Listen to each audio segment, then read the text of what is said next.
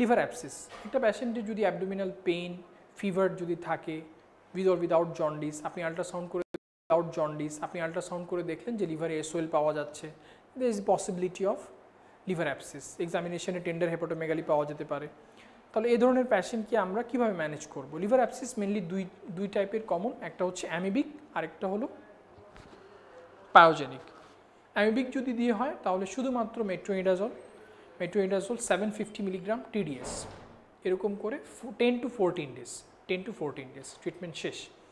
যদি সাইজ বড় হয় তাহলে এটা মেট্রোনিডাজলের পাশাপাশি পেশেন্টের অ্যাবসেসটা ড্রেন করা লাগতে পারে, অ্যাসপিরেশন করা লাগতে পারে। এরপরে পায়োজেনিক যেটা, এটা ইউজুয়ালি মাল্টিপল অ্যাবসেস থাকে আল্ট্রাসাউন্ডে, এবং এর ট্রিটমেন্ট হচ্ছে সিপ্রোফ্লক্সাসিন প্লাস মেট্রোনিডাজল।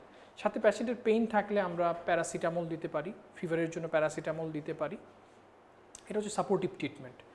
তাহলে লিভার অ্যাবসেস যদি কোনো পেশেন্টের থাকে তাহলে আমরা পায়োজেনিকের জন্য যদি আর ফার্দার টেস্ট করা না যায় তাহলে আমরা ciprofloxacin with metronidazole IV, metronidazole TDS, ciprofloxacin BD এরকম করে আমরা 14 ডেজ পর্যন্ত দিব। দেওয়ার পরে যদি ইমপ্রুভ করে যায়, আমরা আবার সিমটম যদি ইমপ্রুভ করে যায়, টেন্ডার হেপাটোমেগালি যদি কমে যায়, পেশেন্টের পেইন যদি কমে যায়, ফিভার যদি কমে যায়, আমরা এক মাস পরে আবার আল্ট্রাসাউন্ড করে দেখতে পারি যে লিভারে যে অ্যাবসেসটা সেটার সাইজ কমলো কিনা। যদি দেখি যে না তারপরও কমে নাই, তাহলে যদি এটা পায়োজেনিক সাসপিশন হয় আমাদের, বেটার হচ্ছে যে এর পাসটাকে অ্যাসপিরেট করে যদি পায়োজেনিক হয় তাহলে আমরা পেশেন্টকে হচ্ছে 2 উইক দিব ইনজেক্টেবল অ্যান্টিবায়োটিক আর 4 to 6 উইক দিব ওরাল অ্যান্টিবায়োটিক। ওরাল আমরা সেফিক্সিম দিতে পারি পেশেন্টকে। তাহলে পেশেন্টের আমরা এভাবে করে লিভার ফাংশন টেস্টগুলো করতে পারি, স্টুল আরএমই করতে পারি, অ্যান্টিবডি ফর এন্টাইমা হিস্টোলাইটিকা করতে পারি। ট্রিটমেন্ট হচ্ছে এরকম যে আমরা সেফট্রাইক্সন মেট্রোনিডাজল কম্বিনেশন দিতে পারি অথবা সিপ্রোফ্লক্সাসিন উইথ মেট্রোনিডাজল কম্বিনেশন দিতে পারি। এরপরে যদি পায়োজেনিক থাকে তাহলে আমরা সেফিক্সিম 6 উইক পর্যন্ত দিতে পারি। 6 উইক পর্যন্ত 4 to 6 উইক কন্টিনিউ করতে পারি। এবং একটা জিনিস মনে রাখতে হবে, লিভার অ্যাবসেস ট্রিট করার পরে এটা রিজলভ করে যেতে, লিভার থেকে টোটাল শ্যাডোটা যেতে 6 মান্থ to 1 ইয়ার টাইম লাগতে পারে। 6 মান্থ to 1 ইয়ার। তাহলে এর ভিতরে পেশেন্ট যদি অ্যাসিমটোমেটিক হয়ে যায় তাহলে পেশেন্টের ফার্দার কোনো অ্যাসপিরেশন বা ট্রিটমেন্টটা নাও লাগতে পারে। আর অ্যামিবিকের ক্ষেত্রে আমরা যেটা করি যে পেশেন্টকে মেট্রোনিডাজল অ্যাডভাইস করা হয়, টিডিএস ওরালি, মেট্রোনিডাজল ওরালি খাবে পেশেন্ট যদি টলারেট করতে পারে। এবং এরপরে ডাইলক্সানয়েড ফিউরয়েড দেওয়া হয়, যে লুমিনাল যে অর্গানিজম এদেরকে কিল করে, ইন্টেস্টিনাল লুমিনে যারা থাকে, এটা দিলে এটা আবার 10 দিন, এটা শেষ করার পরে 10 দিন এটা দেওয়া যেতে পারে। সিটি স্ক্যান যদি আমরা করি একটা লিভার অ্যাবসেসে এরকম যদি আমরা পাই, যদি আমরা এরকম একটা লার্জ অ্যাবসেস যদি আমরা পাই, এবং মোটামুটি রাইট লোবের দিকে বেশি সিঙ্গেল অ্যাবসেস, এটা ইন্ডিকেট করে অ্যামিবিক লিভার অ্যাবসেস। এ দিয়ে অ্যামিবিক, এ দিয়ে একটা, ওকে, একটা থাকলে এটা অ্যামিবিক লিভার অ্যাবসেস। এটা দেখেন, এটা হচ্ছে একটা হাইডারিড সিস্ট, একটা অ্যাবসেসের মতো একটা হাইপোডেন্স লেশন, এবং এর ভিতরে অনেকগুলো ডটার সিস্ট আছে। এই ছবিটা এই জায়গায় দেখেন, এগুলো হচ্ছে ডটার সিস্টের সেপ্টেশন, এগুলোকে সেপ্টেশন, এবং সেপ্টেশন ইন্ডিকেট করে ডটার সিস্ট, এবং এটা হচ্ছে একটা হাইডারিড সিস্ট। আর এটা দেখেন মাল্টিপল, এখানে দেখা যাচ্ছে অ্যাবসেস, মাল্টিপল থাকলে এটা মোস্ট লাইকলি ইন্ডিকেট করে পায়োজেনিক লিভার অ্যাবসেস। এরপরে মোটামুটি আমরা শেষের দিকে চলে আসছি যে ফ্যাটি লিভার পেশেন্ট খুব কমনলি দেখা যায় যে পেশেন্ট নিয়ে আসে যে তাদের ফ্যাটি লিভার, যে একটা আল্ট্রাসাউন্ডের রিপোর্ট নিয়ে চলে আসে যে আল্ট্রাসাউন্ডে ফ্যাটি লিভার পাওয়া গেছে। তাহলে পেশেন্টের এরকম একটা সিনারিও আমরা দেখি যে 35-year-old male presented with fatty liver grade 1, ultrasound due to abdominal discomfort. He is hypertensive, diabetic and obese, BMI 32, liver is enlarged, there is no splenomegaly or ascites. How you will manage? তাহলে পেশেন্টের fatty liver বোঝা যাচ্ছে যেহেতু প্যাশেন্টের BMI বেশি, hypertension, diabetes আছে, patient obese, most likely যে প্যাশেন্টের এই ফ্যাটি লিভার হচ্ছে ডিউ টু মেটাবলিক সিনড্রোম। এটাকে আমরা কি বলতে পারি? It could be a case of NASH. কিন্তু একটা প্যাশেন্টকে non alcoholic fatty liver disease বলার আগে অবশ্যই ভাইরাল মার্কার করতে হবে, অবশ্যই অটো ইমিউন মার্কারগুলো করতে হবে, অটো ইমিউন লিভার ডিজিজের মার্কারগুলো, এরপরে উইলসন ডিজিজের মার্কারগুলো করতে হবে। তাহলে একটা প্যাশেন্ট যদি ন্যাশ মনেও হয়, তারপরও প্যাশেন্টের বি ভাইরাস স্ক্রিন করতে হবে, সি ভাইরাস স্ক্রিন করতে হবে, প্যাশেন্টের হচ্ছে অটো ইমিউন যে মার্কারগুলো ANA, anti smooth muscle antibody, এগুলো করতে হবে। এবং এরপরে প্যাশেন্টের যে আন্ডারলাইং প্যাথোলজি, ডায়াবেটিস থাকলে diabetes control, hypertension control, obesity control, obesity কন্ট্রোলের জন্য ডায়েটারি মডিফিকেশন, এক্সারসাইজ, এগুলো আমরা অ্যাডভাইস করব। এবং ফ্যাটি লিভার কমানোর জন্য সবচেয়ে বেস্ট অ্যাডভাইস হচ্ছে ওয়েট রিডাকশন। কোনো প্যাশেন্ট যদি 10% ওয়েট রিডাকশন করতে পারে ওভার দ্য 1 ইয়ার, তাহলে তার লিভার ফাংশন অলমোস্ট নর্মাল হয়ে যাবে, তার ফ্যাটি লিভার অলমোস্ট নর্মাল হয়ে যাবে। তাহলে best treatment of the fatty liver disease is weight reduction by exercise, weight reduction by exercise. কেউ যদি না খায়, যদি খাওয়া দাওয়া একদম কমায় দেয় ফ্যাটি লিভার হওয়ার পরে, এটা ফ্যাটি লিভার ডিজিজটাকে আরও অ্যাগ্রাভেট করবে। সো যদি ফ্যাটি লিভার ডিজিজ থাকে কোনো প্যাশেন্টের, এটা বেস্ট ট্রিটমেন্ট হচ্ছে যে প্যাশেন্টের অ্যাডভাইস করতে হবে যে তাকে dietary modification, lifestyle modification, specially exercise daily 30 minutes at least. এবং যদি সে পার মান্থ যদি 1% ওয়েট লস করে, সে যে 100 কেজির একজন লোক, সে যদি এক মাসে 1 কেজি করে ওজন কমাতে পারে, তাহলে মোস্ট লাইকলি 1 বছর পরে তার লিভারে যে ফ্যাটি লিভারের যে চেঞ্জগুলো, সেটা অলমোস্ট 1 বছরে নর্মাল হয়ে যাবে। এবং র্যাপিড ওয়েট রিডাকশনটাকে অ্যাভয়েড করতে বলা হয়, because rapid weight reduction may aggravate fatty liver disease. Okay, এবং ফ্যাটি লিভার ডিজিজ প্যাশেন্টকে বলার আগে অবশ্যই আমাকে viral marker, auto immune marker এবং একটা সেলুলোপ্লাজমিন অ্যাটলিস্ট অবশ্যই আমাকে প্যাশেন্টকে করানো উচিত। যাদের ক্ষেত্রে পসিবল হবে না, তাদেরকে আমরা অ্যাটলিস্ট অ্যাডভাইস করে রাখবো। ওকে, অ্যাটলিস্ট ভাইরাল মার্কারটা আমরা করে ফেলব। এটা হচ্ছে একটা নর্মাল লিভার, আর এটা দেখেন এটা হচ্ছে একটা নর্মাল লিভার।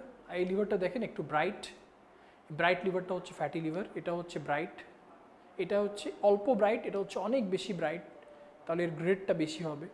যত ব্রাইটনেস তার গ্রেড তত বেশি। সিএলডি প্যাশেন্টের যদি অ্যাসাইটিস থাকে, তাহলে অ্যাসাইটিসের জন্য বেস্ট ট্রিটমেন্ট হচ্ছে স্প্যানোল্যাক্টন। স্প্যানোল্যাক্টনে যদি কন্ট্রোল না হয়, তাহলে আমরা ফুসেমাইড অ্যাড করব। আর যদি হিউজ অ্যাসাইটিস থাকে, প্যাশেন্ট যদি সিমটোম্যাটিক থাকে, তাহলে বেটার হচ্ছে প্যাশেন্টকে রেফার করে দেয়া হসপিটালের সেটিংয়ে প্যাশেন্টের ফ্লুইড অ্যাসপিরেশন করা লাগবে। তাহলে যদি হিউজ অ্যাসাইটিস না থাকে, তাহলে আমরা অ্যাডভাইস কী করতে পারি? স্প্যানোল্যাক্টন, ফুসেমাইড। তাহলে সবাই যেটা কমনলি অ্যাডভাইস করে থাকেন যে ফ্রুলাক বা এডিলস কম্বিনেশন, এটা 1-1 করে শুরু করা যেতে পারে, 20-50-1-1, আস্তে আস্তে করে ডোজ বাড়ানো যেতে পারে।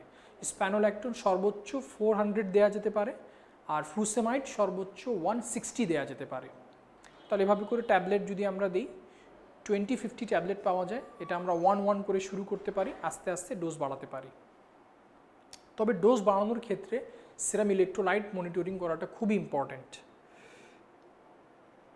সিএলডির প্যাশেন্ট যদি ফিভার নিয়ে আসে, এটা একটু অ্যাডভান্স লেভেলের, তাহলে অনেকগুলো পসিবিলিটি হতে পারে। সিএলডি প্যাশেন্টের যে কোনো কারণে ইনফেকশন হতে পারে, অথবা অ্যাসাইটিস যদি থাকে, ওখান থেকে প্যাশেন্টের স্পন্টেনিয়াস ব্যাকটেরিয়াল পেরিটোনাইটিস থাকে। একটা সিএলডির প্যাশেন্টের যদি ফিভার হয়, তাহলে আমাদের অবশ্যই এক্সক্লুড করা উচিত যে এটা এসবিপি না। কেন? কারণ SBP has high risk of mortality. SBP has a higher risk of mortality. Okay, তাহলে এটার জন্য প্যাশেন্ট শুড বি রেফার করে অ্যাসাইটিক ফ্লুইড স্টাডি ছাড়া আমরা এটাকে কনফার্ম করতে পারবো না। সিএলডি প্যাশেন্ট যদি কনফিউশন নিয়ে আসে, অনেক কিছু হতে পারে, হাইপোগ্লাইসেমিয়া হতে পারে, হেপাটিক এনসেফালোপ্যাথি হতে পারে, অথবা অন্য কোনো কারণে প্যাশেন্টের স্ট্রোক হয়ে যেতে পারে, তাহলে সবগুলো থাকতে পারে। তাহলে কনফিউশনের প্যাশেন্টের ক্ষেত্রে আমরা একটা আরবিএস চেক করতে পারি, ইলেকট্রোলাইট চেক করতে পারি, প্যাশেন্টের হচ্ছে যে হিস্ট্রি নিতে পারি যে তার বাউল মুভ করছে কিনা, তার কোনো জিআই ব্লিডিং হচ্ছে কিনা, তার কোনো ইনফেকশন আছে কিনা, অর্থাৎ হেপাটিক এনসেফালোপ্যাথির কোনো প্রেসিপিটেটিং ফ্যাক্টর যদি থাকে, এবং এ ধরনের patient should be referred. This types of patient should be referred. তাহলে আমরা মোটামুটি আমাদের গ্যাস্ট্রোএন্টারোলজি এবং হেপাটোলজি যে পার্টটা, এটা আমরা মোটামুটি কমপ্লিট, আমাদের পার্টগুলো কমপ্লিট। তাহলে আমরা যদি আবার একটু রিপিট করি যে আমরা গ্যাস্ট্রোএন্টারোলজিতে আমরা যে জিনিসগুলোকে একটু হাইলাইট করার চেষ্টা করলাম, যে একটা পেশেন্টের ডিসপেপসিয়ার অ্যাপ্রোচ আমরা আলোচনা করলাম, ম্যানেজমেন্ট আলোচনা করলাম। একটা ডিসফেজিয়ার পেশেন্টের অবশ্যই এন্ডোস্কোপি করা লাগবে, বিকজ ইজ অলওয়েজ প্যাথোলজিক্যাল। তবে যদি ড্রাগ ইনডিউসড হয় আমরা এটা পরেও করতে পারি। এরপরে আমরা আলোচনা করলাম যে oral ulcer most common cause হচ্ছে aphthous ulcer, it can be candidiasis, so the patient should be evaluated like this. এরপরে আমরা আলোচনা করলাম যে পেশেন্টের হিক্কাপ হলে ম্যানেজমেন্ট কী হবে, ইন্ট্রাক্টেবল হিক্কাপের ম্যানেজমেন্ট কী হবে, একটা অ্যাবডোমিনাল পেইন এর অ্যাপ্রোচ কী হবে, আমরা কী হিস্ট্রি নেব, এবং পেশেন্টের যদি অ্যাকিউট অ্যাবডোমেন হয় it should be referred to the emergency department. এবং ইমার্জেন্সিতে রেফার করার আগে আমরা পেশেন্টকে পেইন কিলার দিতে পারি, একটা পেইন কিলার আমরা প্রেসক্রাইব করতে পারি। পেশেন্টের যদি ডায়রিয়া থাকে আমরা এটা কীভাবে অ্যাপ্রোচ করব, ব্লাডি ডায়রিয়া হলে কি করব, নন ব্লাডি হলে কি করব, নন ব্লাডি ডায়রিয়ার কজ কী হবে, আইবিএসের পেশেন্ট আমরা কীভাবে ম্যানেজ করতে পারি, একটা গ্রস আমরা একটা আইডিয়া এখানে ডিসকাস করলাম। এরপরে আমরা চলে আসছি হেপাটোলজিতে। হেপাটোলজির সবচেয়ে ইম্পর্টেন্ট পার্ট হচ্ছে জন্ডিস, যে একটা জন্ডিস তিনটা টাইপ হতে পারে, প্রি হেপাটিক হতে পারে, হেপাটিক হতে পারে, পোস্ট হেপাটিক হতে পারে। কীভাবে আমরা ডিফারেন্সিয়েট করতে পারবো, আমরা serum bilirubin, direct bilirubin, liver enzyme, prothrombin time, albumin, ultrasound, মোটামুটি এই কয়েকটা বেসিক টেস্ট করে একটা CBC with peripheral blood film আমরা সবগুলো জন্ডিসকে মোটামুটি একটা ডিফারেন্সিয়েট করতে পারবো, অ্যাটলিস্ট কোন ক্যাটাগরি এটা আমরা একটা ক্যাটাগরাইজ করতে পারবো। এরপরে আমরা বললাম যে সিএলডির প্যাশেন্টের যদি অ্যাসাইটিস হয় আমরা কীভাবে ম্যানেজ করব। এরপরে হচ্ছে যে সিএলডি প্যাশেন্টের ফিভার বা কনফিউশন হলে প্যাশেন্ট শুড বি অ্যাডমিটেড, এটা আমাদের মাথায় রাখতে হবে। এরপরে আমরা আলোচনা করলাম যে একটা প্যাশেন্টের যদি অ্যাবডোমিনাল পেইন উইথ ফিভার যদি থাকে, তো এই ধরনের প্যাশেন্টের ক্ষেত্রে liver abscess is a possibility. এরকম প্যাশেন্টের ক্ষেত্রে আমাদের লিভার এনজাইমগুলো করতে হবে, লিভার ফাংশনগুলো করতে হবে, সাথে অ্যাবডোমিনাল আল্ট্রাসাউন্ড করে দেখতে হবে is there any liver abscess, and if there is liver abscess we can treat it blindly, but better to aspirate the pus, and if we cannot aspirate, we can give the patient empirical therapy, that is ceftriaxone with metronidazole or ciprofloxacin with metronidazole IV followed by cefixime 400 mg BD for pyogenic abscess, and if we can confirm stool RME করে যদি আমরা organism পেয়ে যাই, যদি আমরা confirm হয়ে যায় যে অ্যামিবিক লিভার অ্যাবসেস, তাহলে মেট্রোনিডাজোল দিব আমরা orally 14 days if patient can tolerate. যদি মেট্রোনিডাজোল প্যাশেন্ট ওরালি টলারেট করতে না পারে তাহলে আমরা আইভি দিব, এবং এটা দেওয়ার পরে প্যাশেন্টের লুমিনের ভিতরে কিছু প্যারাসাইট থাকতে পারে, এই জন্য লুমিনাল প্যারাসাইটগুলোকে কিল করার জন্য আমরা ট্রিটমেন্ট ওরাল অথবা আইভি ট্রিটমেন্ট শেষ করার পরে ডাইলক্সানয়েড ফিউরয়েড, যেটা ডিলামাইড নামে পাওয়া যায়, 500 mg TDS এভাবে করে আমরা প্রেসক্রাইব করতে পারি। এবং একটা HbS-AG পেশেন্ট যদি পজিটিভ হয় HbS-AG, তার ভ্যাকসিনেশনের আগে অবশ্যই আমরা তিনটা টেস্ট করি, একটা হচ্ছে HbS-AG, একটা হচ্ছে anti-HbC অ্যান্টিবডি, আর একটা হচ্ছে anti-HbS অ্যান্টিবডি। কোনো একটা পজিটিভ হলে আমরা পেশেন্টকে ভ্যাকসিনেট করব না, যাদেরকে ভ্যাকসিনেট করব তাদের আইডিয়াল ডোজ হচ্ছে 20 মাইক্রোগ্রাম, এবং এটা IM, এবং এটা হচ্ছে 0, 1 month, 6 month, ওকে। এবং প্রেগনেন্সিতে যদি কোনো প্যাশেন্টের পজিটিভ হয়, তার যদি ট্রিটমেন্টের ইন্ডিকেশন থাকে ট্রিটমেন্ট দিতে হবে, এবং প্যাশেন্ট ব্রেস্ট ফিড করতে পারবে, এবং মোড অফ ডেলিভারি হবে নর্মাল ডেলিভারি, ওকে। আর তাহলে মোটামুটি আমাদের গ্যাস্ট্রোএন্টারোলজি পার্টটা, গ্যাস্ট্রোএন্টারোলজি এবং হেপাটোলজি এখানেই শেষ। তো আমি কনক্লুড করব আমার কিছু দিয়ে, যে আপনি অবশ্যই যে অ্যাকচুয়ালি আমাদের যে প্র্যাকটিস, জিপি প্র্যাকটিস বা ফিজিশিয়ান হিসেবে আমাদের যে practice totally knowledge oriented. So knowledge অনেক সময় চেঞ্জ হতে থাকে, যার কারণে আপনাকে কন্টিনিউয়াস কিছু পড়া উচিত, ডেইলি 1 hour to 2 hour পড়া উচিত। অনেক বড় বড় কনসালটেন্টদের দেখেছি, অনেক বড় বড় প্রফেসরকে দেখেছি যারা এখনও being a professor, being a chairman, they study 2 hours, 3 hours, even 5 to 6 hours। So অল্প করে হলেও আপনাদের একটু পড়া উচিত, বিশেষ করে কিছু টেক্সট বই পড়া উচিত, এবং চিন্তা করা উচিত, এবং কাজ করার আগে চিন্তা করার আগে পড়া উচিত। এবং আপনি যে কাজগুলো করবেন, যে পড়াগুলো করবেন, সেগুলো চাবেন এগুলোকে ডকুমেন্ট রাখার চেষ্টা করবেন, প্যাশেন্টের হিস্ট্রি ডকুমেন্ট, প্যাশেন্টের ইনভেস্টিগেশনের ডকুমেন্ট, এবং এই ডকুমেন্টগুলো আপনাকে পরবর্তী চিকিৎসা পদ্ধতি নির্ধারণ করতে হেল্প করবে। এবং আপনাদের জিপি কোর্সে সবাইকে আবারও শুভেচ্ছা জানিয়ে আমি শেষ করছি। এবং আমাদের পরবর্তী সেশনগুলো দেখার অনুরোধ রাখছি। ওকে, আল্লাহ হাফিজ।